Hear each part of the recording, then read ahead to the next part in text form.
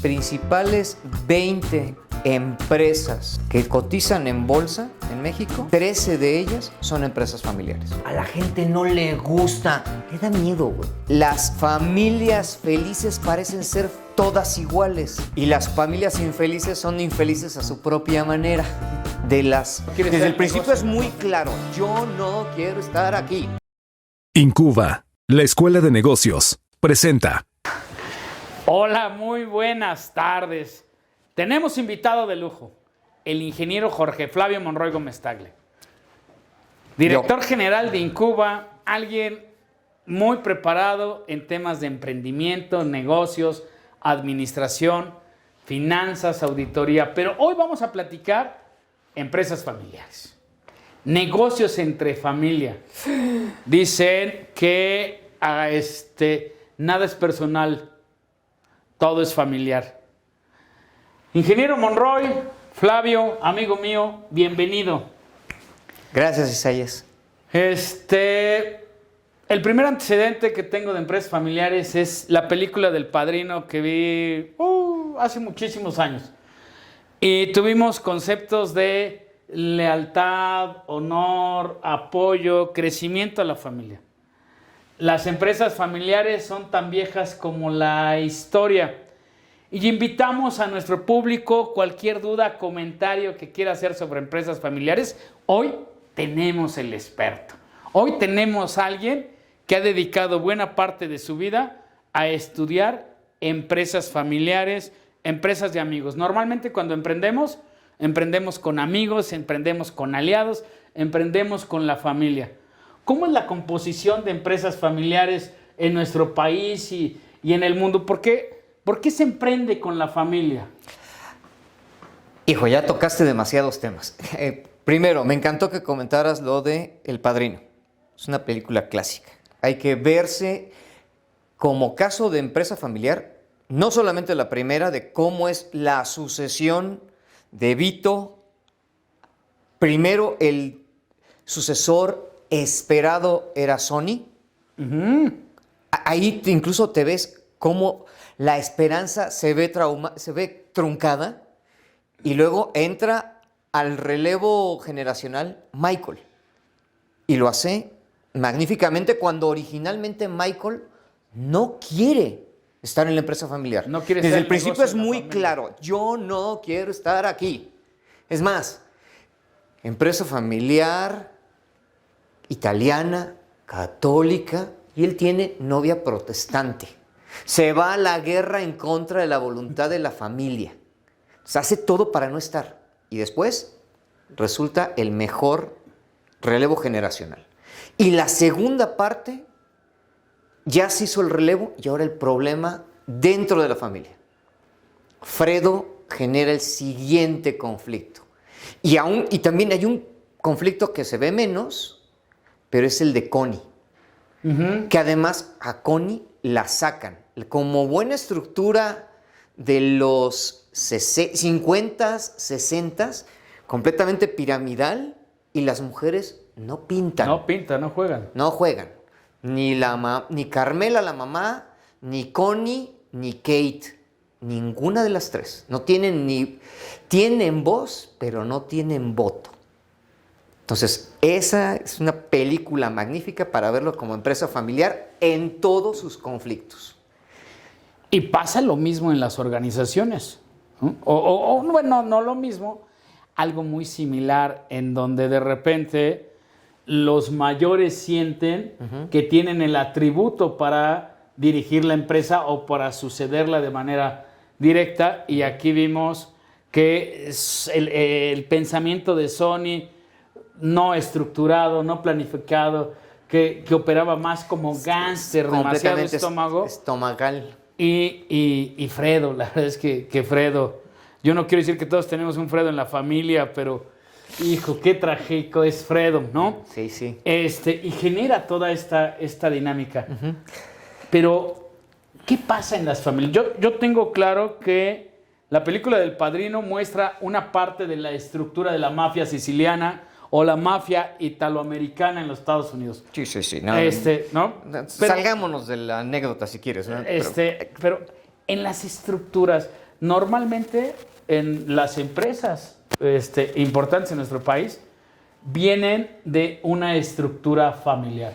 ¿Qué Sí. hacer para mantener la cohesión, el resultado en empresas familiares? Mira, me gustó que lo tocaras. De las principales 20 empresas que cotizan en bolsa en México, 13 de ellas son empresas familiares. ¿Cómo lo logran? Hijo, ahí está lo interesante. Decía León Tolstoy, las familias felices parecen ser todas iguales y las familias infelices son infelices a su propia manera, cada quien con sus broncas. Creo que lo primero que siempre se trata de buscar en la empresa familiar para que ésta sea exitosa es buscar siempre la cohesión familiar. La receta sería esa: busca la cohesión familiar y por añadidura lo demás se os dará. Oye, Pero pues fíjate, es fácil decirlo. sí, o sea, se oye como para un cántico dominguero o dominical. Pero ¿qué hacer cuando arrancas una empresa? Repito, la arrancas con la novia, la arrancas con el hermano, la arrancas con lo que hay. Ya. Y de repente empiezas a crecer la empresa en la estructura y tienes que seguir un principio darwiniano, los más aptos. Correcto. Y de repente es donde ese relevo se quiebra. ¿Cuál es la experiencia de lo que has vivido, has consultado? ¿Qué hay que hacer para dar el brinco del emprendimiento a la empresa? Porque como emprendedor suena que te alíes con lo que tengas. Correcto. De hecho, Pero la primer salida siempre son las 3 Fs, ¿no? La familia, los amigos y los tontos, quienes se dejan. Y con eso das para arriba. Empiezas, ¿no? El arranque, el crecimiento, tienes la maduración y si no eres lo suficientemente inteligente, pues empieza una decadencia. Pero si eres muy vivo, regeneras el modelo y otra vez logras el ciclo. Ahora, ¿con qué lo logras? Como dijimos, todos son en potencia buenos socios al inicio. Pero realmente las empresas exitosas lo que buscan no es romper el primer paradigma, que es la duda a veces es, oye, ¿a quién tengo que poner? ¿A un familiar o a un externo?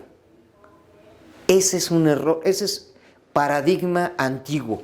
Las familias exitosas, como tú has dicho, tienen otro paradigma. Es, voy a poner al mejor. No importa si es familiar o si es un externo O si un es profesional. el mayor o el menor. No importa. Pero voy a poner a la persona correcta en la posición correcta. Esa es lo que han logrado las familias más exitosas. Familias empresarias exitosas. Me acuerdo ahorita de una familia que muy poca gente habla de ellos, porque, hablar de los Rothschild y los Rockefeller, pues salen luego. Los Wharton, hasta yo me sé la historia de los Wharton. Todo el mundo se la sabe, pero hay familias que tienen todo el poder y están en la sombra. Los Cargill y los Macmillan. Nadie tiene ni idea a qué se dedican los Macmillan. Cuando alguien se lo mencionas a algunas personas, si acaso se acordarán de una editorial por allí, pero los Cargill iniciaron a finales de 1800 y tantos con el viejo Cargill que se le hizo fácil tener una granja G.I. Joe, y no tuvo granja, pero tenía. El hombre se dio cuenta de que Estados Unidos se estaba juntando con las vías, gracias al tren. Todo el Medio Oeste era el lugar donde se producían granos. Y el hombre dijo, oye, llegue el tren, hay que subir el grano a los vagones, pues vamos poniendo plataformas, ¿no? Y el hombre empezó a construir plataformas para subir el grano. Después de un rato dijo, oye, si ya estamos haciendo la plataforma y cobramos una lana por el uso de la plataforma, pues vamos comprando almacenes. Y después de los almacenes dijo, oye, si estamos haciendo almacenes y eso, seguimos con la integración vertical. Ahora nosotros tenemos nuestros propios vagones transportadores de grano. Y así el hombre empezó con una actividad de integración vertical. ¿Y su primer tirada cuál fue? Pues mi hijo mayor, que también se llama William, él es mi heredero querido y amado, ¿no? Pero resulta que el joven Bill no servía ni para estorbar. En menos de 3 años de su gestión, estuvo a punto de empinar la empresa. Al grado que el viejo Will decidió, no va. Quitamos a Bill del frente de la empresa y voy a poner a mi yerno, al esposo de mi hija, un Macmillan. Y cuando el viejo se está muriendo, decide que la herencia que él va a dejar, que ya para ese momento ya es un pequeño reino, todavía no un imperio, pero ya un buen reino, se la deja dividida en 3. A sus 2 nietos, los hijos de su hija, y a su hijo menor. Entonces, y desde entonces, la familia Cargill Macmillan, así se apellidaba el yerno, desde entonces mantiene siempre una división de poderes entre 3. ¿Por qué? Porque una es la rama del nieto mayor, el nieto menor y el hijo menor. Aquí ya es un poco complicado seguirlo, pero siempre dividido en 3. ¿A qué llegar? Y desde entonces, desde 1881 a la fecha, es la empresa más grande no pública, cuando hablo de pública es que no cotiza en bolsa, la empresa más grande no pública familiar en el mundo. ¿Y esta familia opera la empresa o la gobierna? Gracias, la gobierna. Decidieron desde 1995, fue la última vez que un Macmillan estuvo a cargo de la empresa. Whitney Macmillan dijo, hemos cambiado a la empresa cada 5 o 10 años, pero una cosa nunca hemos variado, los valores. Y a partir de entonces ya no hay ningún Macmillan ni como director general, ni como director de finanzas, ni en marketing, ni en nada. Puros profesionales. ¿Dónde está la familia? Sentados en el consejo. Tienen 21 consejeros, de los cuales 6 son miembros de la familia. 2 por cada rama de la familia. Y los otros también son externos. Recuérdale a nuestro público, porque con tantas fechas y nombres ya nos hiciste bolas. Okay. ¿Hace cuánto se fundó? En 1800 y tantos. 1880. 1880. Entonces eso, de allá para acá ya pasaron 150 años, 140 años. Exacto. Arranca la familia. Sí. Arranca la familia, el fundador descubre que el hijo mayor no es. No es, y lo saca. Y viene el yerno, ¿no? Viene el yerno. Y afortunadamente el yerno da. El yerno es el ganón. El fundador, antes de morir, equilibra poderes y la empresa viene caminando y un buen día dicen, vamos a institucionalizarla a través de gobierno corporativo y consejeros independientes. Correcto. Es decir, ascienden verdaderamente a ser dueños.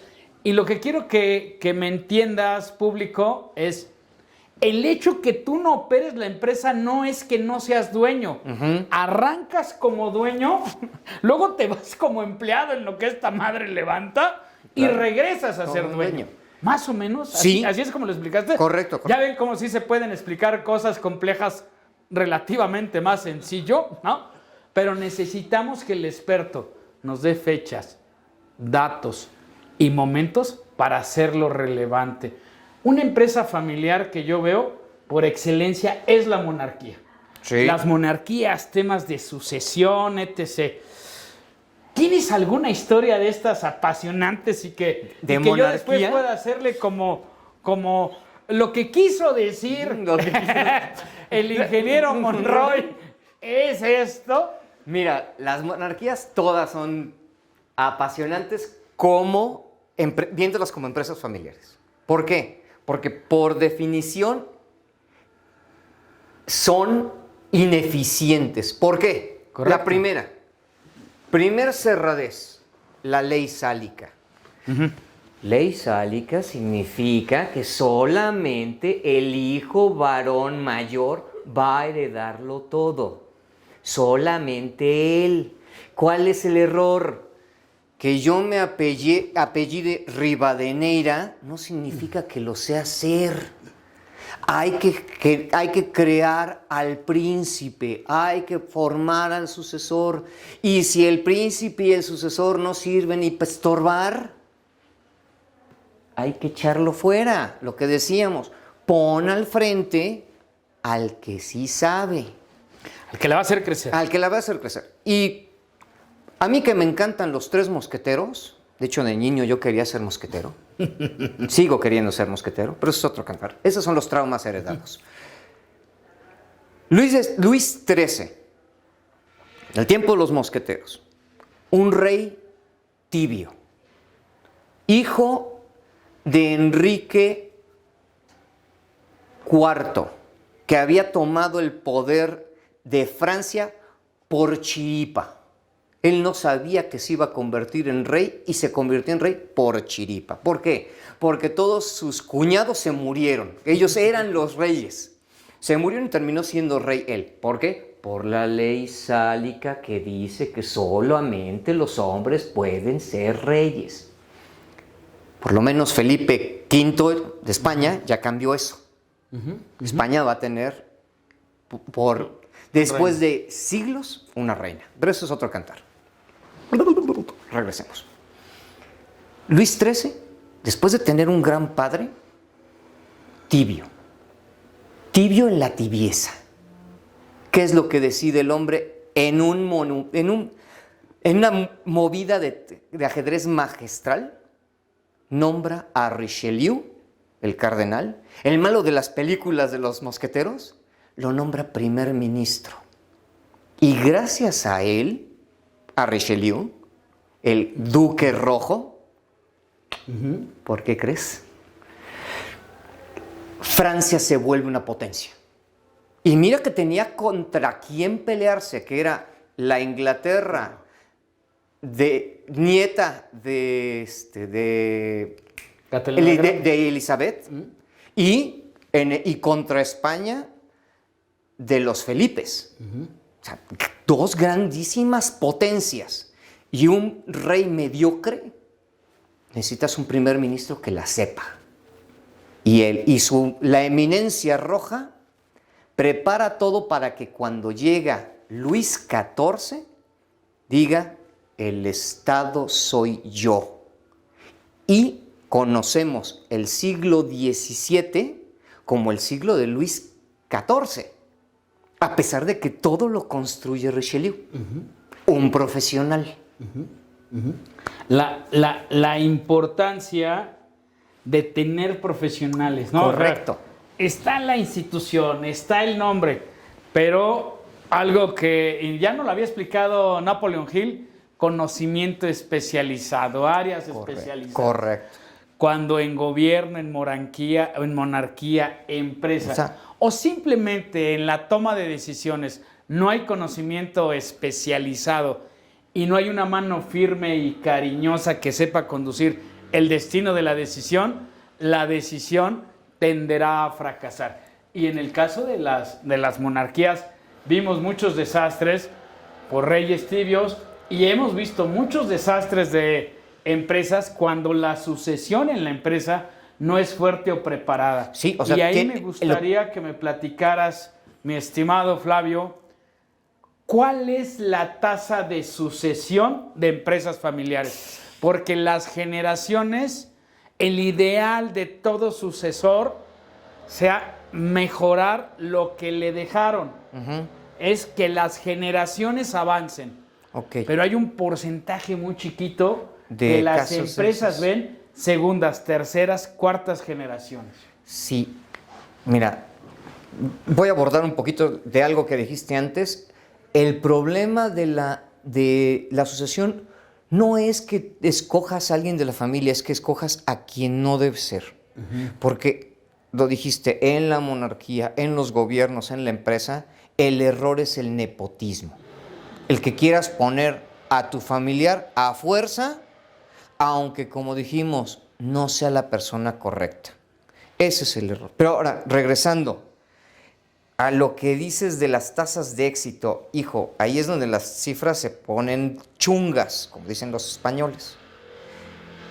De cada 100 empresas que arrancan, solamente 30 logran hacer un relevo generacional de primera, segunda generación exitoso. Y de esas, menos del 80%, más bien, y de las que sobran, menos del 20% logran pasar a la tercera generación. ¿Qué significa esto? Que de cada 100 empresas que arrancó el abuelo, probablemente menos de 3 están gobernadas exitosamente por el nieto. Exitosamente es que siguen Creciendo. Ahora, que no administran la herencia. Exacto. La tienen y por lo menos la empresa sigue siendo familiar. Ahora, también es importante decirlo, estos números son engañosos. No quiere decir que la empresa quebró. En muchos casos, lo que también ocurre es que la familia descubre que la segunda o la tercera generación ya no les interesa ser empresa familiar o continuar con esa línea de negocio. Y lo que hacen es que la venden. Entonces, no significa, insisto, no significa que hay un fracaso o un rompimiento, que también los hay. Sí. Pero también hay casos muy exitosos de mantenerse. No puedo evitar nunca recordar la empresa familiar más antigua del mundo, y tú lo dijiste, tan viejas como la historia. Es un hotel en Japón. Fue fundado en el año 718. Pues ya tiene tiempecito entonces. Más de 1500 años. Ajá. Ahí nada más. Y sigue siendo empresa familiar. ¿Qué decisión tomaron los japoneses? Decidieron solamente una persona hereda. Una persona hereda, una persona hereda. Entonces pasas de un único fundador a un único fundador, a un único fundador, a un único fundador, y lo logras. Oye, eso se oye tan complicado como esa historia que para amasar la fortuna hay que casarnos entre nosotros para seguir manteniendo fortuna. Pero No, otra vez te estás metiendo con la monarquía y yo no voy allí. eso es muy complicado. Oye, tengo un par de preguntas de nuestro público. Y bueno, dicen, oye, está padre la monarquía, están padres esas empresas. Pero yo quiero emprender con mi novia. Es lo único que tengo, porque mi novia es parte de mis prestaciones, es con quien convivo, traemos un proyecto de vida y quiero arrancar con ella. ¿Qué debo de cuidar o qué no le debo de cuidar a mi novia? Porque tienes que ver si es celoso, si no es celoso, tiene talento. Y mira, pues el público pregunta y usted contesta. Ahí los tiene. ¿En serio tengo que contestar esa? ¿Usted nunca ha emprendido con su novia? No, y mi recomendación sería ni lo hagas, pero mira, ya si realmente, hijo, es que vamos a pensar que yo sé que las personas que nos ven son, en su mayoría, personas de 20, 30 años, Oye, ¿no? Y yo te recomiendo que les conteste rápido porque vienen un chorro de preguntas. ¿emprendo con mi pareja, sí o no? Ok. ¿Cómo se administra el dinero en una empresa familiar? ¿Quién parte el queso? Tengo una vacante, mi tía necesita esa chamba. ¿Se la doy sí o no para sentarme con la prima A negociar. a negociar con ella? Mi primo no da el ancho, debe de dar el chico. ¿Cómo lo despido? Entonces, vámonos con la primera. La primera, no es lo mismo tu pareja que tu esposa. O sea, si es una relación que en este momento nos queremos harto y demás, yo diría, no mezcles, no mezcles. Ahora, si ya estamos en una cuestión de ya somos un matrimonio con una visión a muy largo plazo y demás, no están divorciados las ideas de emprender conjuntos. Matrimonios han arrancado negocios muy brillantes. Ejemplo, los dueños de Walmart se hicieron gracias a que las esposas los apoyaban.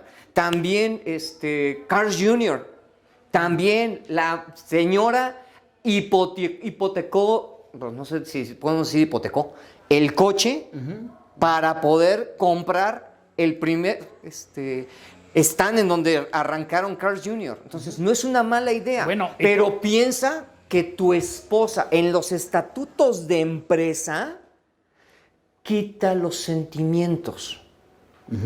Ponlo como si fuera cualquier desconocido. Y recuerda, cuando nos estamos casando nos queremos harto. Pero la verdadera es cuando nos estamos divorciando. Ahí es cuando se decide qué nos quedamos con un lado y qué nos queda con el otro. Entonces, arma tus estatutos de empresa como si estuvieras pensando en divorciarte. Que ojalá nunca ocurra, pero piénsalo así. Y eso va tanto si es pareja, como si es un cuate, como si es un desconocido. En una cápsula previa platicábamos de que independientemente de cuál, las sociedades son buenas per se, porque si no, sería muy complicado emprender, ¿no? Correcto. Tenemos que romper el mito de que el emprendimiento es del llanero solitario. No, sí, claro que no. Porque ni el llanero solitario era tan solitario. No, pues ahí estaba Toro. Ahí estaba Toro atrás de él. Pero necesitas una cláusula de salida cuando hay conflicto insuperable. Amigo, pues ya viste la explicación del experto. Yo lo que te puedo decir, emprende con tu pareja, emprende lo que quieras, pero ten justo lo que nos dice el ingeniero Monroy, cláusula de salida, para que la relación no se lastime. Si no te ocurre como a Besos o a que la esposa se quedó con la mitad de la empresa, aunque no la haya fomentado ella. Pero fíjate, a mí se me hace una espléndida historia la de Jeff Bezos. Le da la mitad de la empresa, no la funda, no la hace ella o no está ahí, pero lo estuvo apoyando y Jeff Bezos en ese dice, sentido. oye, ahí está el 50% y regresa.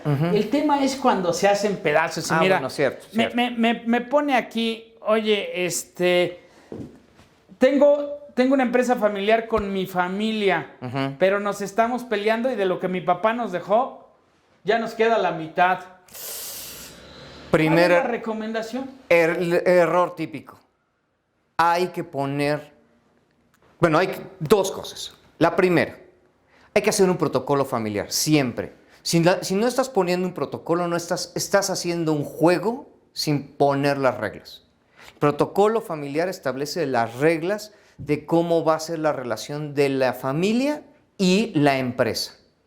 Y la segunda, y ese error bien común, y ese va para ti y para mí, porque nos queda el saco, hay que tener un testamento. Pensé que novia. Okay. No, bueno, también. Okay. Pero hay que tener el testamento. El testamento tiene que ser vital. A la gente no le gusta, le da miedo, güey. ¿Por qué les da miedo? Si no es una invitación a que te mueras, todo lo contrario, como dice la lo puedes propaganda. Cambiar en cualquier momento. Correcto, y es hereda bienes, no broncas.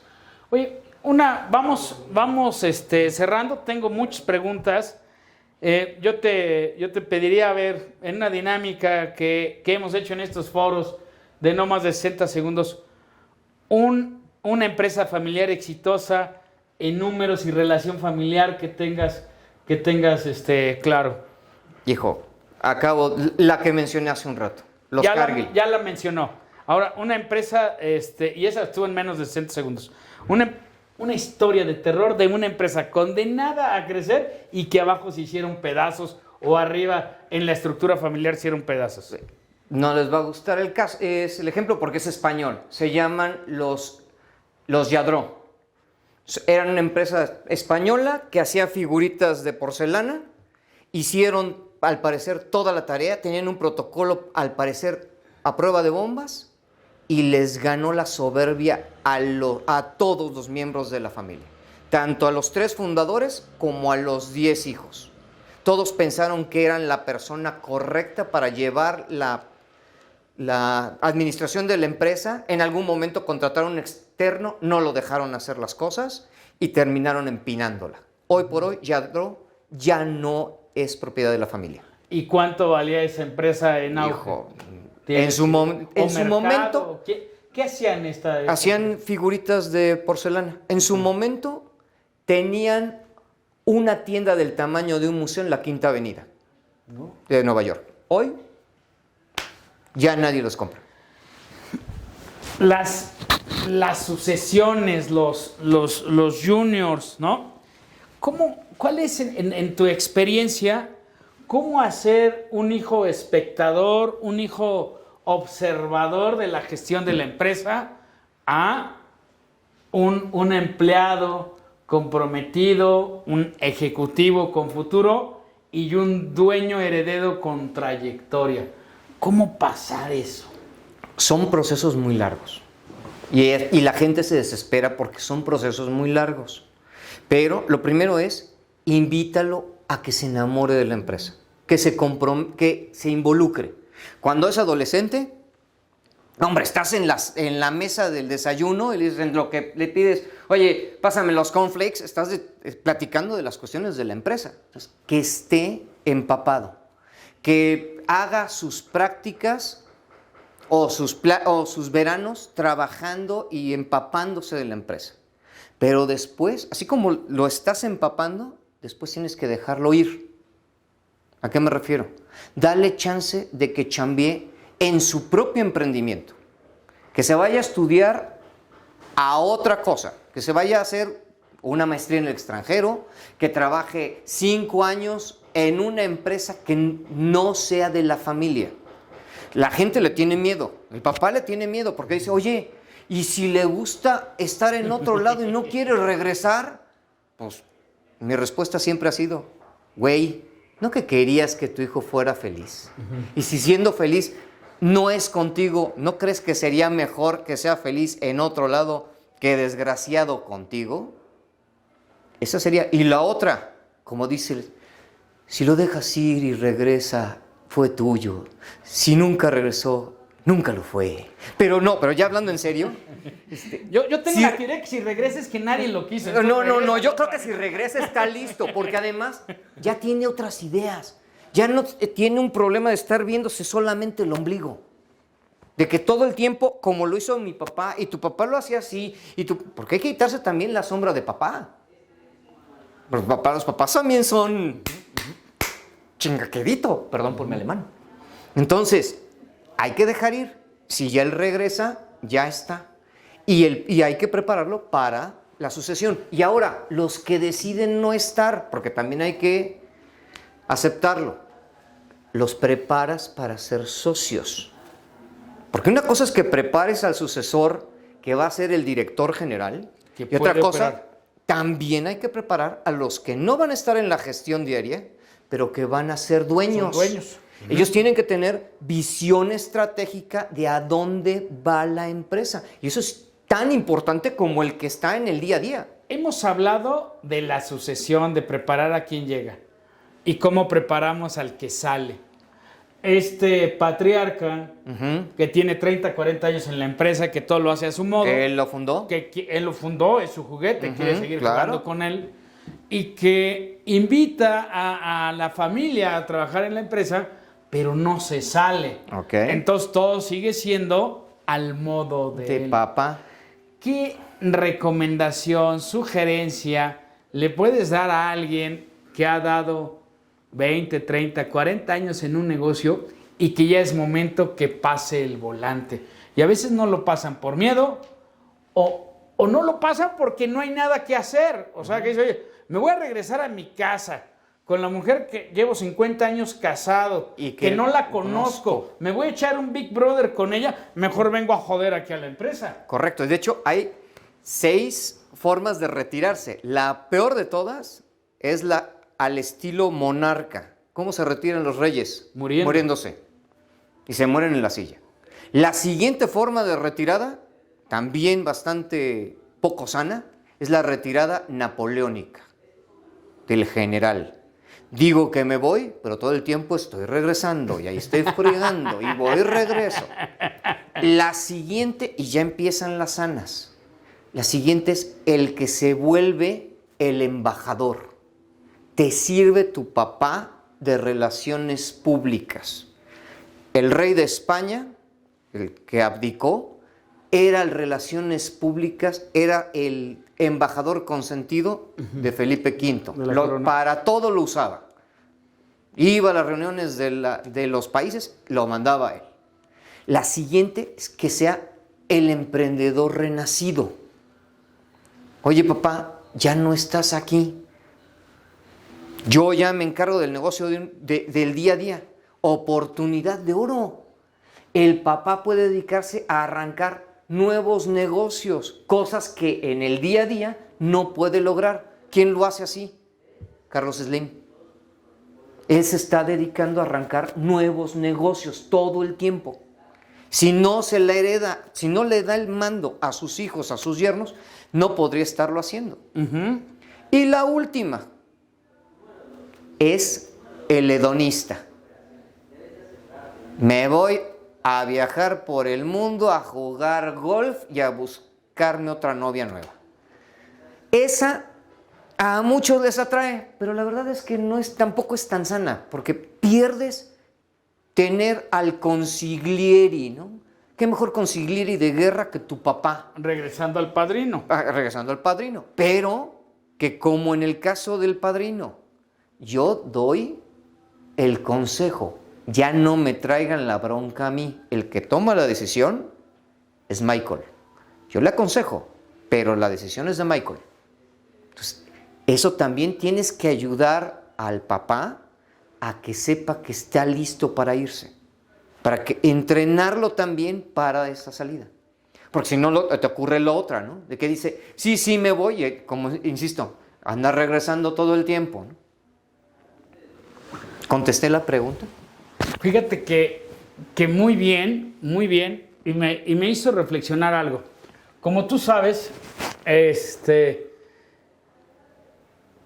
yo he fundado algunas empresas en donde a edad alcanzada tiendo a dejar las riendas del negocio, ¿no? Okay. La dirección general del negocio para profesionalizar el negocio. Correcto. Porque me gusta la idea de emprender, me gusta la idea de hacer cosas.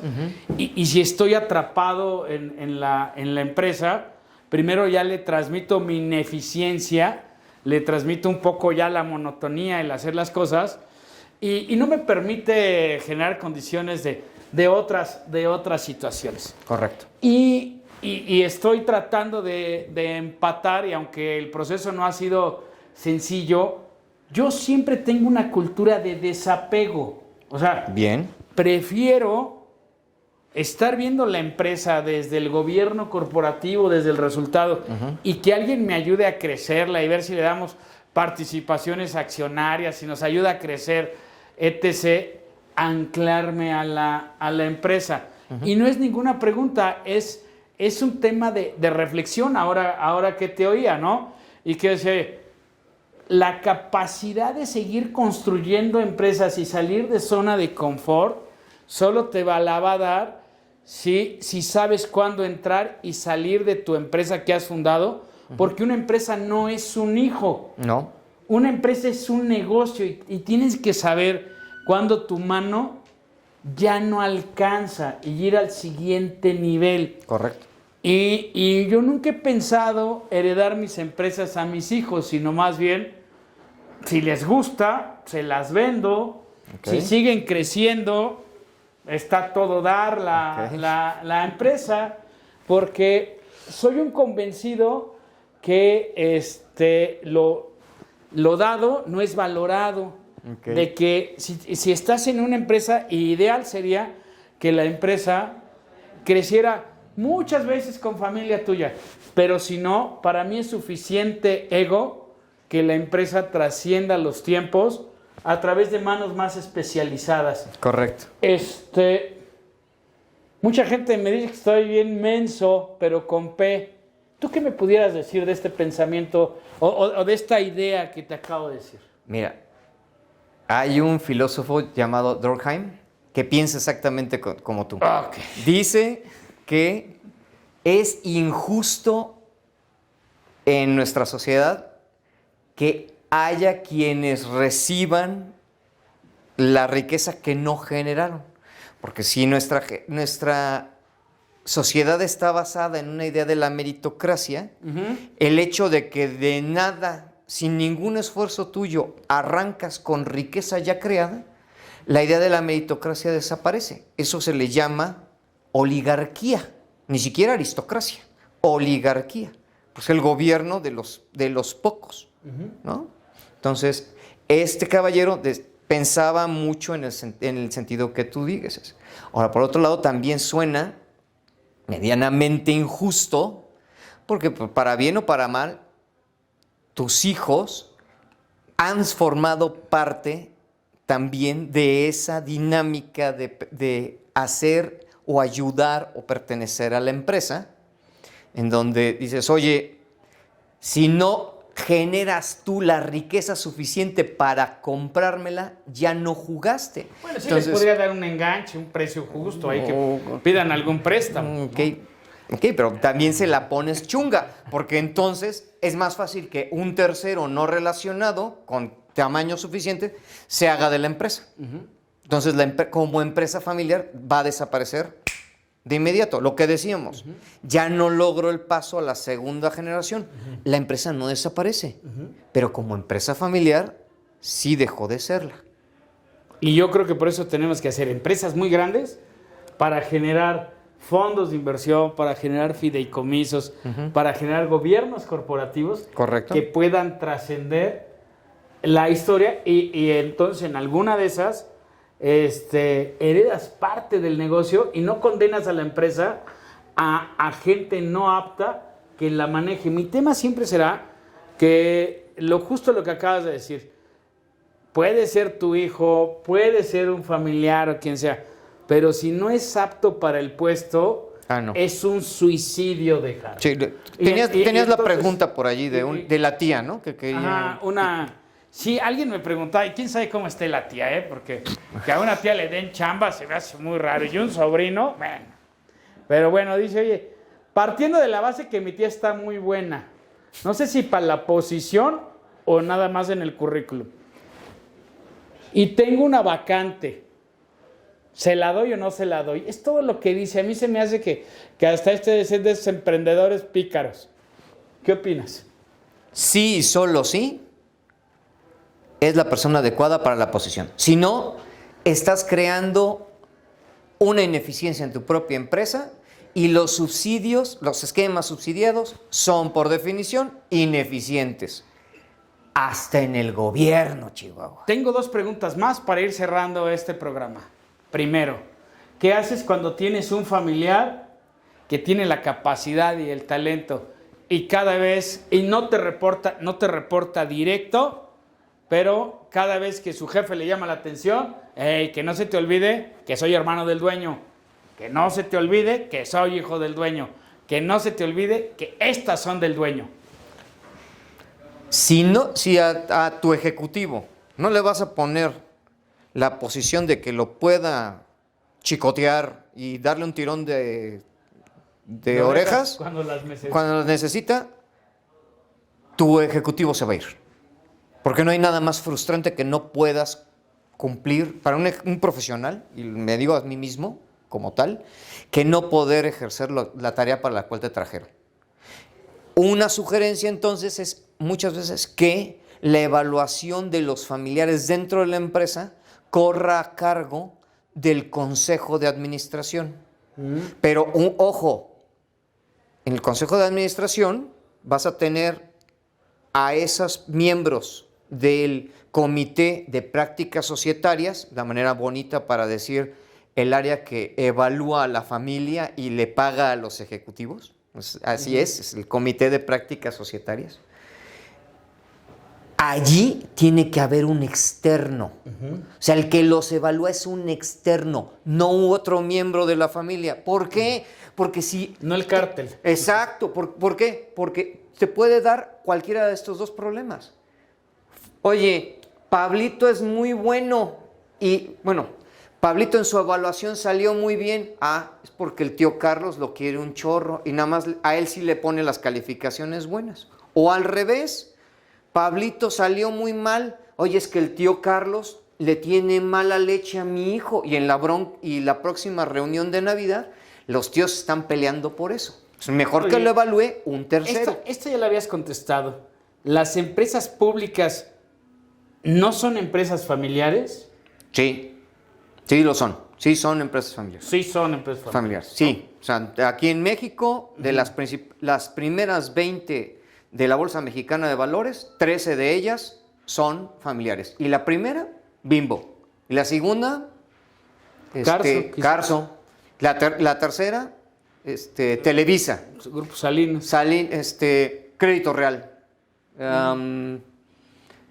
Ahorita se me fueron los nombres, pero hay un chorro. Vamos cerrando. Electra, etcétera. Oye, vamos cerrando. Yo creo que padrísimo programa a mí. Yo disfruto mucho este tema de empresas familiares, sucesión, familia, porque finalmente lo padre que te puede reunir con tu familia para generar y amasar riqueza, pero si las reglas del juego no son claras, puede ser una historia de terror como ya lo hemos visto. ¿Alguna recomendación, mensaje para nuestro auditorio, que es un auditorio emprendedor y que quieren emprender con quien se deje y como se pueda? Y que no necesariamente están pensando en gobiernos corporativos, estatutos y esto. La recomendación debe de seguir siendo, piénsalo, actúa como si fueras grande, aunque estés haciendo las cosas en pequeño para que no se te complique. ¿O qué le dice a nuestro auditorio, mi estimado ingeniero Monroy? Pues mira, creo que la primera recomendación es emprendan. Adelante. Si no emprendemos, no vamos a sacar a este país adelante. ¿Quiénes generan la economía? ¿Quiénes generan el dinero? Las empresas. Emprendan. No le tengan miedo. Pero planeen sus pasos. No se avienten como el Borras, porque se van a dar un golpe contra la puerta transparente. Pongan la idea en blanco y negro, hagan unos cuantos números, arranquen. No le tengan miedo a arrancar. El mito de que tienes que tener la gran idea es eso, un mito. Pero sí tienes que saber a dónde quieres ir. Arranca con quien puedas. Puedes arrancar con amigos, puedes arrancar con familiares, puedes arrancar con terceros no conocidos. Para eso existen los ángeles inversionistas, ¿no? Son personas que no conoces. Entonces, hay formas de arrancar. Y las empresas familiares, cuando ya son familia, mi recomendación es pongan las reglas del juego también claras y en blanco y negro. Hay una cosa que se llama el protocolo familiar. Empiecen a trabajar en él. El protocolo son las reglas de cómo va a ser la relación de nuestra familia con la empresa. Quiénes sí pueden trabajar allí, bajo qué características, quiénes van a heredar las acciones. Todas esas cosas se ven. ¿Cómo van a ser las reglas de sucesión? Quienes no quieren estar en la gestión, ¿cómo van a estar relacionadas? Si alguien se quiere salir, ¿cuánto le vamos a pagar por las acciones? Todo eso lo ponemos en blanco y negro en el protocolo. Y el protocolo puede cambiar, o sea, son cuestiones vivas. Pero lo primero, ¿por qué se hace el protocolo? Porque lo primero es mantener la cohesión familiar. Si la familia está en problemas, se los transmite a la empresa y la empresa desaparece. Entonces, primero necesitamos que la familia esté bien. Excelente, excelente. Muy agradecido como siempre que converso contigo, aprendo mucho. Estuvo con nosotros el ingeniero Jorge Flavio Monroy Gómez Tagle, director general de Incuba Escuela de Negocios, una escuela dedicada al emprendimiento en nuestro país. No dejen de mandarme qué tema les gustaría que platicáramos, qué necesitan que conversemos, porque tenemos la capacidad de traer el conocimiento especializado y llevarlo y hacerlo muy práctico. Hoy, ¿qué vimos en empresas familiares? ¿Qué vimos en sucesión? Los más aptos son los que deben de gobernar. Arranca con lo que tengas, pero arranca con las reglas claras desde el inicio. Y que lo peor que te pase sea éxito, fortuna con gente que quieras. Y cuando no dejas las cosas claras, ese buen arranque se pudo haber hecho una historia de terror. Como el amigo que me preguntó que quiere emprender con su novia. Emprende con ella. Hazlo. Parten de buenos sentimientos, tengan un objetivo común, pero las reglas claras desde el inicio. Nos vemos en la siguiente. Adiós. Gracias, Isaías. Gracias a ti.